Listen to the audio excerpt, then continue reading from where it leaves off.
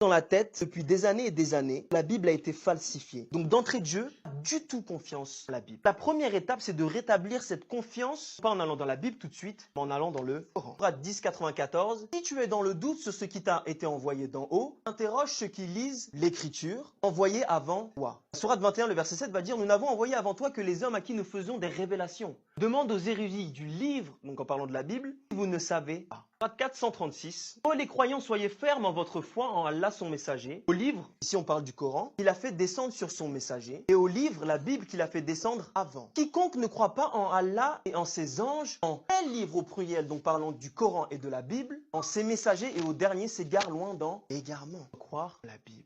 Parce que le Coran pointe à la Bible. Tout ça, ça va servir à établir un lien de confiance avec la Bible. Sourate 5 aussi, le verset 8. Aux gens du livre, vous ne tenez sur rien tant que vous ne vous conformez pas à la Torah et à l'Évangile et à ce qui vous avait été descendu de la part du Seigneur.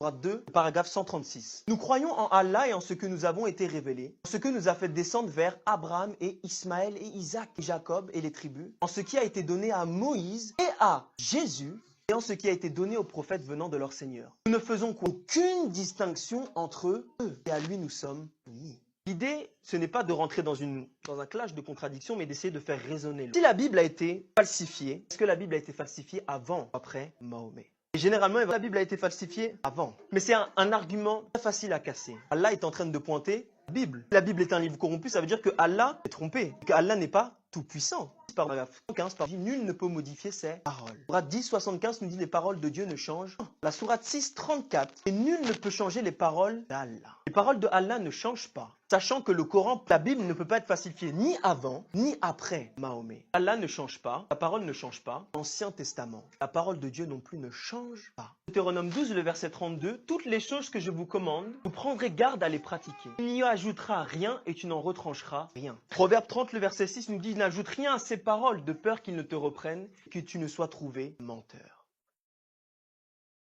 Proverbe 18, le verset 7, que le premier qui parle dans sa cause paraît juste, mais vient sa partie adverse et on l'examine. La Bible nous invite à voir la partie adverse et à l'examiner. Le Coran à ce propos-là. Sourate 4, le verset 82, on nous dit: s'ils provenaient d'un autre que Allah, parlant des livres, ils y trouveraient quoi? Certes, maintes contradictions. Il y a une seule contradiction, ou plusieurs, dans un livre. Le livre n'est pas de Dieu. Dans le Coran, il y a plusieurs contradictions entre sourates. Il y a des contradictions, la Bible. Sourate 206, Allah substitue une révélation pour une autre. Ça veut dire qu'une révélation a été substituée, enlevée à une autre. La parole d'Allah ne change pas. La deuxième contradiction, dans sourate 22, le verset 47, la sourate 32, le verset 5, Allah, un jour pour Allah, est égal à 1000 ans humains. Et pourtant, dans la sourate 70, le verset 4, un jour pour Allah est égal à 50 000 années humaines.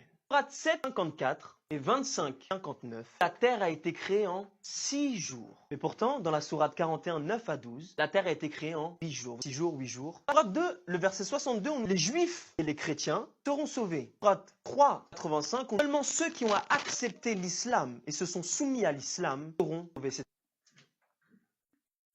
Donc qui sera sauvé? Encore une fois, mais il y a une contradiction. Mohammed était le premier musulman. Dans la sourate 3,95, on nous dit aussi que Abraham est le premier musulman. Il y a encore ici une contradiction. La Bible est arrivée bien avant. Le Coran a été écrit seulement en 632, entre 632 et 637. Où était l'arche après le déluge? Sourate 11, le verset 44, parlant du déluge. L'eau baissa, l'ordre fut exécuté et l'arche s'installa sur le Joudi. Et il fut dit que disparaissent les gens pervers. L'arche est posée sur le mont Joudi. En Genèse 8, le verset 4, que le 7e jour du mois, l'arche s'arrêta dans les montagnes du mont Ararat. Où est le mont Joudi aujourd'hui? Sur Google, où était le mont Ararat? Le mont Ararat aujourd'hui existe encore, alors que le mont Joudi...